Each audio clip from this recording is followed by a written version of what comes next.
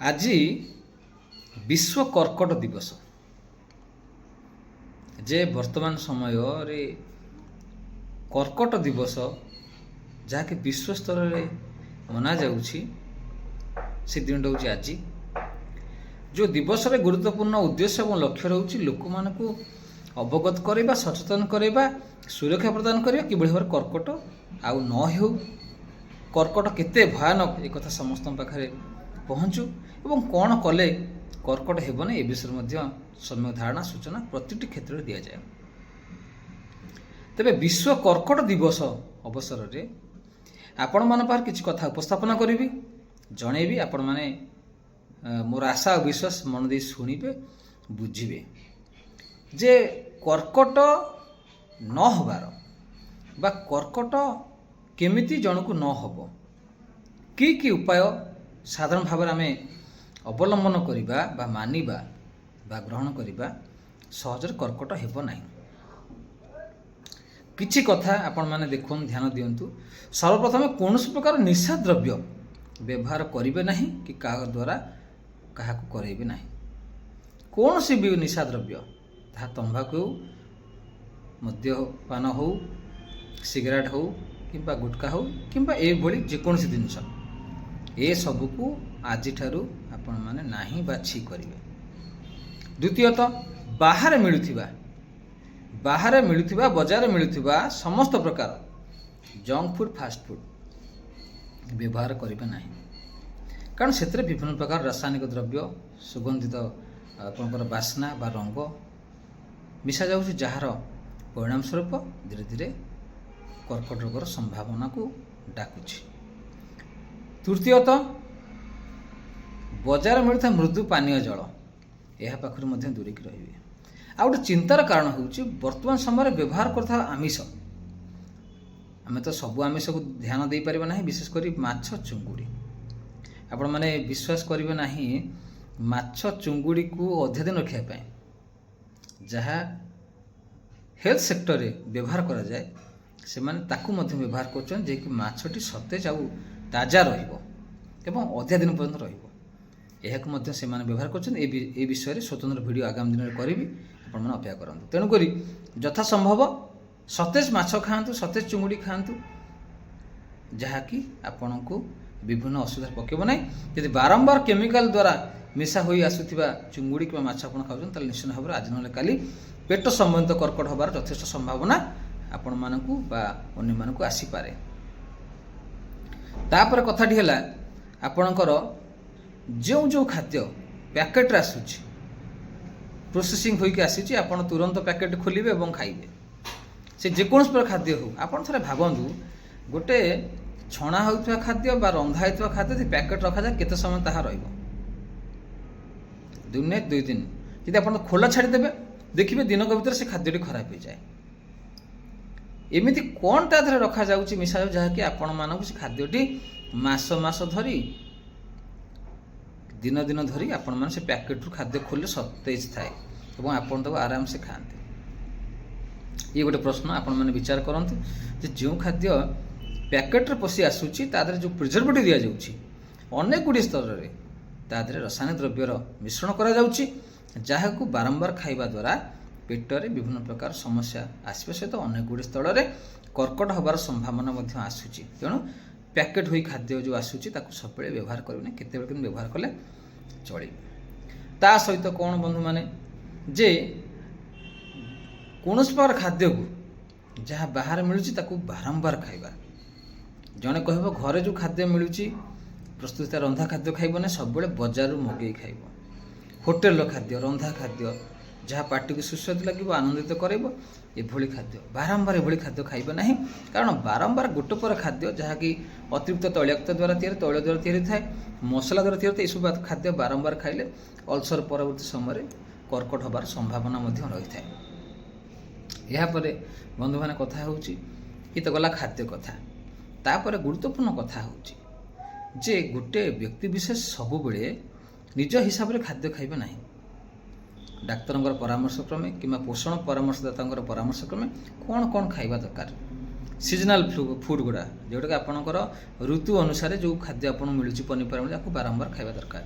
ଗୋଟିଏ ପ୍ରକାର ଖାଦ୍ୟ ମନେ କରନ୍ତୁ ଆପଣଙ୍କର ବନ୍ଧାକୋବି ଶୀତ ଋତୁରେ ଆପଣମାନେ ଆଭେଲେବୁଲ୍ ହେଉଛି ବା ପାଉଛନ୍ତି ଖାଉଛନ୍ତି, କିନ୍ତୁ ଆପଣ ଯେଉଁଟା ଖରା ଦିନରେ ମିଳୁଛି ବାହାରୁ ଆସୁଛି ବିଭିନ୍ନ ପ୍ରକାର କେମିକାଲ ଦିଆଯାଉଛି। ଫୁଲକୋବି ବର୍ତ୍ତମାନ ସମୟରେ ମିଳୁଛି ସିନା, କିନ୍ତୁ ଆପଣ ଦେଖିବେ ବର୍ଷକ 12 ମାସରେ ବିଭିନ୍ନ ଜାଗାରେ ଫୁଲକୋବି ବିକ୍ରି ହେଉଛି, ବକେଟ ବକେଟ ଫୁଲକୋବି ବିକ୍ରି ହେଉଛି। ଏବଂ ଯେତେବେଳେ ଆପଣ ସେ ଫୁଲକୋବି ଖାଉଛନ୍ତି, ସେ ଫୁଲକୋବି କିଣିବା ସମୟରେ ଫୁଲକୋବି ଆପଣଙ୍କୁ ଅନେଇଛି। ଆପଣ ଦେଖିବେ ସତେଜ ଫୁଲକୋବି।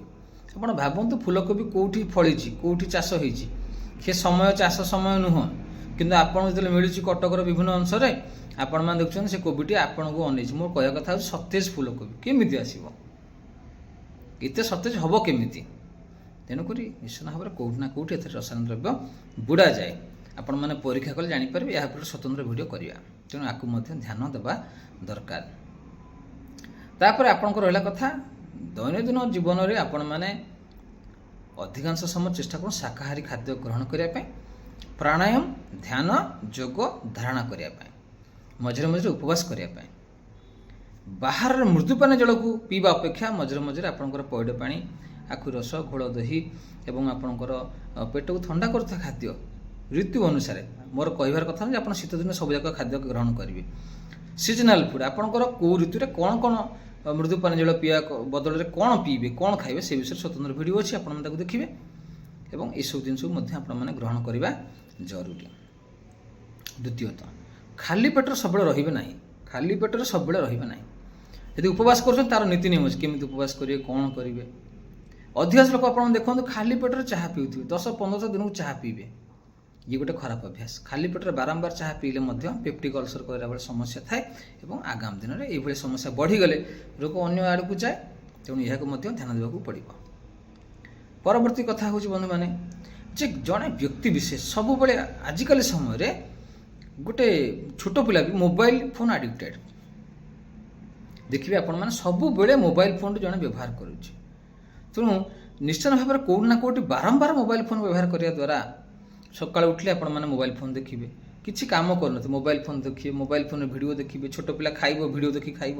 ତେଣୁ କେଉଁଠି ନା କେଉଁଠି ମୋବାଇଲ ଫୋନ୍ ଦେଖିବା ଦ୍ୱାରା ଗୋଟେ ମାନସିକ ସ୍ୱାସ୍ଥ୍ୟ ଅବସ୍ଥାରେ ଗୋଟେ ପରିବର୍ତ୍ତନ ଆସେ ବା ପ୍ରଭାବ ପଡ଼ିଥାଏ। ତେଣୁ ଗୋଟେ ବ୍ୟକ୍ତି ବିଷୟରେ ଯଦି ମାନସ ସ୍ତର ସୁସ୍ଥ ରହେ, ପ୍ରଫୁଲ୍ଲିତ ରହେ, ଆନନ୍ଦ ରୁହେ, ନିଶ୍ଚିତ ଭାବରେ ଶାରୀରିକ ରୋଗ ପ୍ରତିରୋଧ ଶକ୍ତି ବୃଦ୍ଧି ହେବା ସହିତ ମାନସିକ ସ୍ଥିରତା ଆସେ। ତେଣୁ ଇଏ ଗୋଟେ ଗୁରୁତ୍ୱପୂର୍ଣ୍ଣ କଥା। ତେଣୁ ଅତିରିକ୍ତ ମୋବାଇଲ ଫୋନ୍ ବ୍ୟବହାର କରିବେ ନାହିଁ, ଆବଶ୍ୟକ ଅନୁସାରେ ବ୍ୟବହାର କରିବେ।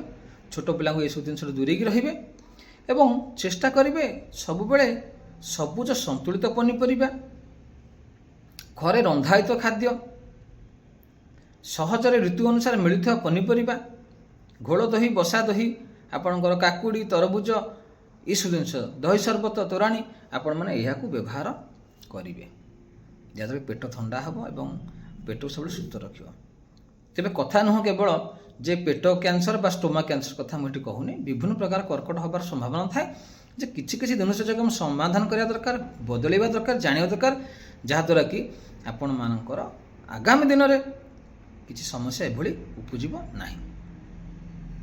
ସବୁଠାରୁ ବଡ଼ କଥା ବନ୍ଧୁମାନେ, ଗୋଟେ ରୋଗୀ ବା ଗୋଟେ ସୁସ୍ଥ ଲୋକ ଚାହିଁବ ତାକୁ କର୍କଟ ନ ହେଉ, ସେ ଚେଷ୍ଟା କଲେ ହେବ। ଚେଷ୍ଟା ଯଦି କରିବ କର୍କଟ ହେଇଯିବ, ଚେଷ୍ଟା ଯଦି ନ କରିବ ନାହିଁ ମୋର କେମିତି କ'ଣ ନିୟମ ମାନିଲେ ହେବ ନାହିଁ, ସେଇଟା ମଧ୍ୟ ହେବ ନାହିଁ। ତେବେ କର୍କଟ ହେବା ପାଇଁ ଅନେକ ଗୁଡ଼ିଏ ସମୟରେ ଅନେକ ରୋଗୀମାନେ ଦାୟୀ ହୋଇଥାନ୍ତି। ଏ କଥା ଯଦି କାହାକୁ ଆଘାତ ଦେଉଛି ସେଥିପାଇଁ ମୁଁ ଦୁଃଖିତ, କିନ୍ତୁ ଅନେକ ଗୁଡ଼ିଏ ଜାଗାରେ ରୋଗୀମାନେ ନିଜେ ଜାଣି ଜାଣି କରନ୍ତି। ଅନେକ ଗୁଡ଼ିଏ ରୋଗୀମାନେ ପ୍ରଶ୍ନ କରନ୍ତି, ସାର୍ ଆମେ ତ ଗୁଟକା, ମଦ, ବିଡ଼ି, ପାନ, ଗଞ୍ଜେଇ କିଛି ଖାଉନୁ, କାହିଁକି ହେଉଛି ସମସ୍ୟା? ବନ୍ଧୁମାନେ, କେବଳ ପାନ, ବିଡ଼ି, ମଦ, ଗଞ୍ଜେଇ ଏସବୁ ଜିନିଷ କର୍କଟ ରୋଗର କାରଣ ନୁହଁ। ଆପଣମାନେ ବୁଝନ୍ତୁ, ଯେକୌଣସି କୋଷ ଅସ୍ୱାଭାବିକ ଭାବରେ ବଢ଼ିବ, ଯେକୌଣସି ଟ୍ୟୁମର ବା କୋଷ ବା ଗେଟା ବା ଆବୁ ଯଦି ଅସ୍ୱାଭାବିକ ଭାବରେ ବଢ଼ିବ, ତାହେଲେ ଆମେ ଜାଣେ କର୍କଟର ସମ୍ଭାବନା ଅଛି ଏବଂ କର୍କଟ ହୋଇଥାଇପାରେ। ଯେଉଁଟାକି ଆମେ ପରବର୍ତ୍ତୀ ସମୟରେ ଆପଣଙ୍କର FNAC ଟେଷ୍ଟ ହେଉ, ବାୟୋପ୍ସି ଟେଷ୍ଟ ହେଉ, CT ସ୍କାନ୍ ହେଉ, MRI ଏ ମାଧ୍ୟମରେ ଜଣାପଡ଼େ। ତେଣୁ ସବୁବେଳେ ସ୍ୱାସ୍ଥ୍ୟକୁ ସୁରକ୍ଷା ଦେଲା ଭଳିଆ କାମଟା ଆମେ କରିବା, ବ୍ୟାୟାମ କରିବା, କସରତ କରିବା, ଚଲାବୁଲା କରିବା। ଦେଖନ୍ତୁ ଆପଣମାନେ ଆଗରୁ ଲୋକମାନେ ବିଲ ବାଡ଼ିରେ କାମ କରୁଥିଲେ, ଚାଷ କରୁଥିଲେ, ଝାଳ ଦେହରୁ ବାହାରୁଥିଲା। ଏବେ ଦେଖନ୍ତୁ ଘରେ ଘରେ AC, ପରିଶ୍ରମ ଶବ୍ଦ କହିଲେ ଲୋକମାନେ ପଛକୁ ପଳାଉଛନ୍ତି। ଆଜିକାଲି ସମୟରେ ଘରେ ଯେଉଁ ପିଲାମାନେ ଅଛନ୍ତି, ଆପଣ କହିବେ ବାବୁର ଧନରେ ଗୋଟେ କ'ଣଟେ କାମ କର, ସିଏ ଆଗ ବାବା କି ଭାଇ କି ନନା କି କ'ଣ, ମୁଁ କରିବା ପାଇଁ ସମୟ ନାହିଁ, ଇଚ୍ଛା ନାହିଁ, ପରିଶ୍ରମ କରିବାକୁ ବଳ ନାହିଁ। କ'ଣ ନା ଘରେ ବସିବା। ଯଦି ଆପଣମାନେ କସରତ କରିବେ ନାହିଁ, ପରିଶ୍ରମ କରିବେ ନାହିଁ, ଦେହରୁ ଝାଳ ବାହାରିବ ନାହିଁ, ଶରୀର କାର୍ଯ୍ୟକ୍ଷମତା ବଢ଼ିବ ନାହିଁ, ତାହେଲେ ବର୍ଜ୍ୟବସ୍ତୁ ନିଷ୍କାସିତ ହେବ କେଉଁ ବାଟେ? ତେଣୁ ଶରୀରର ବର୍ଜ୍ୟବସ୍ତୁ ଆପଣଙ୍କର ଝାଳ ମାଧ୍ୟମରେ, ପରିସ୍ରା ମାଧ୍ୟମରେ, ମଳ ମାଧ୍ୟମରେ, ଲାଳ ମାଧ୍ୟମ ବିଭିନ୍ନ ମାଧ୍ୟମରେ ନିଷ୍କାସିତ ଦେହରୁ ହୋଇଥାଏ। ତେଣୁ ସବୁବେଳେ ଚେଷ୍ଟା କରେ ଶରୀର କେମିତି ଆପଣଙ୍କର ଶୁଦ୍ଧ ରହିବ, ପରିଷ୍କୃତ ରହିବ, ରକ୍ତ ସଫା ରହିବ। ତେଣୁ ଆଉ କିଛି ଏଭଳି ଭାବରେ ହେବା ଦ୍ୱାରା ଆପଣ ଶରୀର ରୋଗ ପ୍ରତିରୋଧି ବଢ଼ିବ। ତେଣୁ ଏସବୁ କଥାକୁ ଯଦି ଆମେ ଧ୍ୟାନ ଦେବା, ନିଶ୍ଚିତ ଭାବରେ ଯେ ଯେଉଁ କର୍କଟ ରୋଗର ସମସ୍ୟା ଆଜିର ସମୟରେ ଗୋଟେ ବଡ଼ ଗୁରୁତ୍ୱପୂର୍ଣ୍ଣ ଚିନ୍ତାର କାରଣ ହୋଇଛି, କେଉଁଠି ନା କେଉଁଠି ଏହା ଆମ ଦାଉରୁ ବା ଏହି ରୋଗ ଦାଉରୁ ଆମେ ନିଜକୁ ରକ୍ଷା କରିପାରିବା। କେବଳ ତମ୍ବାଖୁ ଜାତୀୟ ଦ୍ରବ୍ୟ ବ୍ୟବହାର କଲେ କିମ୍ବା ଏସବୁ ଜିନିଷ ବ୍ୟବହାର କଲେ ସହଜରେ କ୍ୟାନ୍ସର ହୋଇଯିବ ବୋଲି କଥା ନଥାଏ। ଅନେକ ଗୁଡ଼ିଏ ସମୟରେ ଯେଉଁମାନେ କିଛି ବ୍ୟବହାର କରୁନାହାନ୍ତି ସେମାନଙ୍କୁ ମଧ୍ୟ କର୍କଟ ହେଉଛି। ତେବେ ଆଜିର এই ଯେଉଁ ଆଲୋଚନାରେ ରଖିଲି ମୁଁ ଆପଣମାନଙ୍କ ସମ୍ମୁଖରେ, ଥରେ ବିଚାର କରିବେ, ଅନୁଭବ କରିବେ ଯେ କର୍କଟ ରୋଗ ପାଇଁ ଦାୟୀ କିଏ। କେଉଁଠି ନା କେଉଁଠି ପ୍ରତ୍ୟକ୍ଷ ବା ପରୋକ୍ଷ ଭାବରେ ଜଣେ ବ୍ୟକ୍ତି ବିଶେଷ ଯଦି ଚେଷ୍ଟା କରିବ ସୁରକ୍ଷିତ ରହିବା ପାଇଁ ସେ ରହିପାରିବ। ଏବଂ ଯଦି ଜଣେ ଚେଷ୍ଟା କରିବ ଯେ ମୁଁ ସୁରକ୍ଷିତ ରହିବିନି, ମୁଁ ମନମାନି କରି କାମ କରିବି, ପରିଶ୍ରମ କରିବି ନାହିଁ, ଯେତିକି ସେ ଖାଦ୍ୟ ଗ୍ରହଣ କରିବ, ଯେତିକି ବଡ଼ିକୁ ଏନର୍ଜି ଦରକାର ତାଠୁ ଅଧିକ ଯଦି ସେ ଖାଦ୍ୟ ଖାଇଲା, ତାପରେ ସମୟରେ ଫ୍ୟାଟ୍ ଆକାର ଜମାଟ ବାନ୍ଧି ରହିବ, ସେ ପରିଶ୍ରମ କରିବନି, ଝାଳ ବାହାରିବନି, ହାତ ଗୋଡ଼ ହଲେଇବନି। ତେବେ କୁହନ୍ତୁ ତା ପାଖରେ ଥିବା ବର୍ଜ୍ୟବସ୍ତୁ ନିଷ୍କାସିତ ହେବ କେଉଁ ବାଟେ? ଟକ୍ସିନ୍ ଗୁଡ଼ିକ ଦେହରୁ ବାହାରିବ କେଉଁ ବାଟେ? ତେଣୁ ଆମକୁ ବ୍ୟାୟାମ ନିଶ୍ଚିତ ଭାବରେ କରିବାକୁ ପଡ଼ିବ। ପ୍ରତିଦିନ ଯୋଗ କରନ୍ତୁ। କିଛି ନ କରିପାରିଲେ ଆପଣମାନେ ସୂର୍ଯ୍ୟ ନମସ୍କାର କରନ୍ତୁ। ସବୁଦିନ ସକାଳେ ଉଠନ୍ତୁ, ଆପଣଙ୍କର ମଳତ୍ୟାଗ କରିସାରିବା ପରେ ମୁହଁଟି ଧୋଇକି ସୂର୍ଯ୍ୟ ନମସ୍କାର କେବଳ କରନ୍ତୁ। ଦେଖନ୍ତୁ ତା ଦେହରେ ଅନେକ ଗୁଡ଼ିଏ ଫରକ ପଡ଼ିବ। କେବଳ ସୂର୍ଯ୍ୟ ନମସ୍କାର କରନ୍ତୁ, ଦେଖିବେ ଅନେକ ଗୁଡ଼ିଏ ଫରକ ଆପଣଙ୍କ ଦେହରେ ଆସିବ, ଆପଣ ସ୍କିନ୍ ସତେଜ ରହିବ। ଏବଂ ଅନେକ ଗୁଡ଼ିଏ କଥା ଅଛି ଯାହାକୁ ଆମେ ସ୍ୱଳ୍ପ ସମୟରେ ବୁଝିପାରିବା ନାହିଁ। ଯଦି ଆପଣ ମନରେ ଆଉ ଅନେକ ଗୁଡ଼ିଏ ପ୍ରଶ୍ନ ଥାଏ ଯେ କର୍କଟ ରୋଗ ହେବାର ପ୍ରମୁଖ କାରଣ କ'ଣ, କାହିଁକି ହୁଏ, କର୍କଟ କେତେ ପ୍ରକାର, ଏହା ବିଷୟରେ ଆମେ ଛୋଟ ଛୋଟ ଭିଡ଼ିଓ ଆଗରୁ କରିଛୁ ଏବଂ ତାକୁ ଆପଣମାନେ ଦେଖନ୍ତୁ। ମନ ଥିବା ପ୍ରଶ୍ନକୁ ଆପଣମାନଙ୍କୁ ଆମକୁ ଦିଅନ୍ତୁ ବା ପଚାରନ୍ତୁ ବା କମେଣ୍ଟସ୍ ମଧ୍ୟ ଜଣାନ୍ତୁ। ଚେଷ୍ଟା କରିବୁ ତା'ର ଉତ୍ତର ରଖିବା ପାଇଁ। ଆଶା କରେ ଆଜିର ଏଇ ବିଶ୍ୱ କର୍କଟ ଦିବସ ଯେଉଁ ସମସ୍ତେ ମାନୁଛନ୍ତି ବା ମନାଉଛନ୍ତି ବା ବିଭିନ୍ନ ଆପଣଙ୍କର ସ୍ୱାସ୍ଥ୍ୟ ସେକ୍ଟରରେ ବା ବିଭିନ୍ନ ପ୍ରକାର କ୍ଲିନିକ୍ ହସ୍ପିଟାଲରେ ମନାଉଛନ୍ତି, ଲୋକ ଜଣାଉଛନ୍ତି, ସଚେତନ କରୁଛନ୍ତି।